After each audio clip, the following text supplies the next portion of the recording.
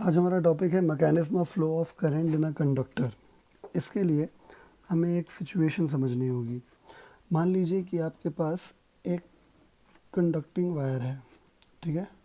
मैं इसको zoom out करके दिखा रहा हूँ ताकि आपको समझ में आ जाए। जैसा कि सबको पता है कि कंडक्टर के पास बहुत सारे फ्री इलेक्ट्रॉन्स होते हैं, तो यहाँ पे फ्री इलेक्ट्रॉन्स हैं, ठीक है। इसका मतलब ये नहीं है कि यहाँ पे हम मतलब फ्री इलेक्ट्रॉन्स हैं और बाकी इलेक्ट्रॉन्स बाउंड वाले नहीं हैं, वो सब है। लेकिन क्योंकि हमें पूरा वर्किंग फ्री इलेक्ट्रॉन्स का ही होता है करंट को फ्लो कराने में, इस वजह से हम फ्री इलेक्ट्रॉन्स की बात करेंगे। तो यहाँ पे जो फ्री इलेक्ट्रॉन्स हैं वो इस तरीके से, अगर सपोज मैं बना देता हूँ ऐसे, ये फ्री इलेक्ट्रॉन्स हैं। तो जब तक हम इसमें कोई पोटेंशियल डिफरेंस नहीं अप्लाई कर देते, potential difference in the sense मतलब ये कि सपोज सबसे बेस्ट तरीका है पोटेंशियल डिफरेंस इंप्लीमेंट करने का, एक सेल लगा दीजिए या एक बैटरी लगा दीजिए। मैंने फिलहाल एक सेल लगाया है। सेल ऐसे बनाया जाता है, एक बड़ा प्लेट एक छोटा प्लेट। जो बड़ा प्लेट होता है वो पॉजिटिव टर्मिनल होता है, जो छोटा प्लेट होता है वो नेगेटिव टर्मिनल होता है। तो मान लीजिए कि मैंने वायर को कनेक्ट कर रखा था, बट स्टिल अभी तक हमने स्विच, यानी ये जो की है, स्विच है, इसको हमने ऑन नहीं करके रखा हुआ है। इस सिचुएशन में क्या होगा, थर्मल एजिटेशन यानी एटमॉस्फेयर की हीट की वजह से कुछ ना कुछ एनर्जी इन छोटे छोटे इलेक्ट्रॉन्स के पास रहती है, और ये इलेक्ट्रॉन्स बहुत हल्के होते हैं। इस वजह से इलेक्ट्रॉन्स बहुत हल्के होते हैं, इस वजह से ये इधर उधर रैंडमली मूव करते रहते हैं परमानेंट, ठीक है। यानी एक दूसरे के मोशन को ये कैंसिल करते रहते हैं, यानी कोई एक दूसरे से टकराते, कोई इधर टकराया, कोई उधर टकराया, कोई उधर, मतलब एक कोई स्पेसिफिक डायरेक्शन नहीं होती चलने की। यानी ओवरऑल मूवमेंट आप मान सकते हैं कितना हो गया, ज़ीरो। नेट मूवमेंट कितना हो जाएगा, ज़ीरो। आप ऐसे वेक्टर के हिसाब से भी देख सकते हैं कि शुरुआत में इनके पास वेलोसिटी u1 वेक्टर है ना, इसके पास सपोज u2 वेक्टर है। ऐसे ही करते करते n इलेक्ट्रॉन्स हैं, तो इनके पास वेलोसिटी क्या होगी, un वेक्टर होगी। तो सारी वेलोसिटीज़ को जब जोड़ देंगे तो लॉ ऑफ पॉलीगॉन एडिशन के हिसाब से सारी वेलोसिटीज़ का सम हो जाएगा ज़ीरो, ठीक है। यानी overall there is no movement of electrons, मतलब पर्टिकुलरली इलेक्ट्रॉन चल रहा है लेकिन ऑन एन एवरेज, ठीक है, कोई नहीं चल रहा है। तो जब इलेक्ट्रॉन चलेगा ही नहीं तो इस केस में इलेक्ट्रिक करंट जो आएगी वो ज़ीरो हो जाएगी। यानी here in this case electric current जिसका सिंबल आई होता है वो ज़ीरो रहेगा। ये बात समझ जाइए, ठीक है। तो ये हुआ हमारा case number 1 when battery is not connected, ठीक है। केस 2 पे आ जाते हैं हम लोग। केस 2 पे मान के चलिए कि अब आपके पास वही वायर है, सब कुछ वही है, सेम सिचुएशन।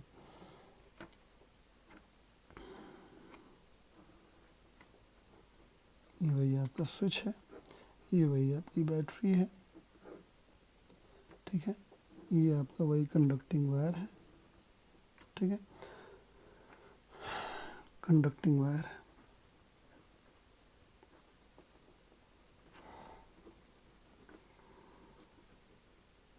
कंडक्टिंग वायर, ठीक है। तो जैसे ही अब आप इस स्विच को ऑन करेंगे तो इसकी positive polarity negative polarity activate हो जाएगी, जिसकी वजह से ये प्लस और ये माइनस यहाँ पे आ जाएगा। इससे होगा क्या, इससे होगा ये कि वायर के अंदर एक यूनिफॉर्म इलेक्ट्रिक फील्ड सेटअप हो जाएगी। क्यों यूनिफॉर्म, क्योंकि यहाँ पे जो बैटरी का जो पोटेंशियल डिफरेंस है वो कांस्टेंट रहता है। यानी बैटरी, ये बात याद रखनी होती है हमेशा कि जब तक बैटरी लगी हुई है तब तक पोटेंशियल डिफरेंस कांस्टेंट मेंटेन रहेगा। यानी कुल मिला के इलेक्ट्रिक फील्ड भी कांस्टेंट रहेगी क्योंकि पोटेंशियल डिफरेंस कांस्टेंट है। इसकी वजह से ये होगा कि यहाँ पे जो फ्री इलेक्ट्रॉन्स मौजूद थे, वो सारे इलेक्ट्रॉन्स इस इलेक्ट्रिक फील्ड की वजह से एक फोर्स एक्सपीरियंस करेंगे। सबको पता है इलेक्ट्रिक फील्ड में जब कोई चार्ज होता है तो फोर्स एक्सपीरियंस करता है, ठीक है।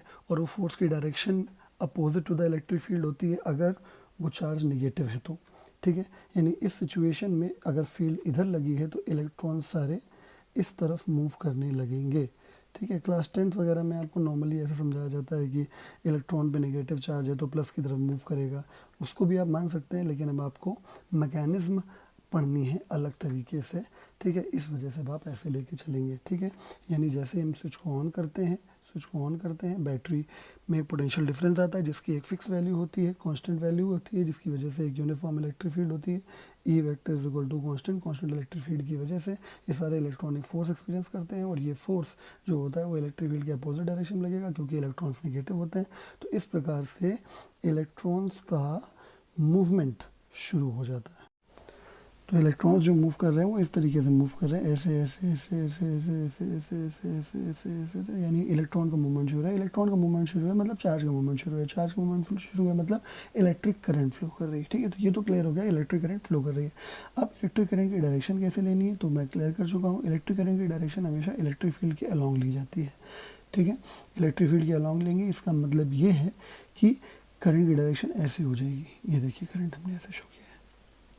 ठीक है, यानी पॉजिटिव से निकल के निगेटिव तक। ठीक है, तो यहाँ पे आप देख लीजिए, पहले ही बता चुका हूँ, ये भी लिखा हुआ है, डायरेक्शन ऑफ इलेक्ट्रिक करंट जो है वो always along the electric field रहेगी। या अगर देखिए, अगर सर्किट में पॉजिटिव चार्ज फ्लो कर रहा हो तो जिस तरफ पॉजिटिव चार्ज फ्लो कर रहा होगा उस करंट की जो डायरेक्शन होगी वो अलोंग द पॉजिटिव चार्ज ही ले लेना, along the motion of positive charge. और अगर सर्किट में नेगेटिव चार्ज के फ्लो की वजह से करंट है, ठीक है, तो उस करंट की direction opposite to the direction of flow ले लेना, जैसे कि यहाँ पे है ना, इस तरीके से। ये कंप्लीट हुआ।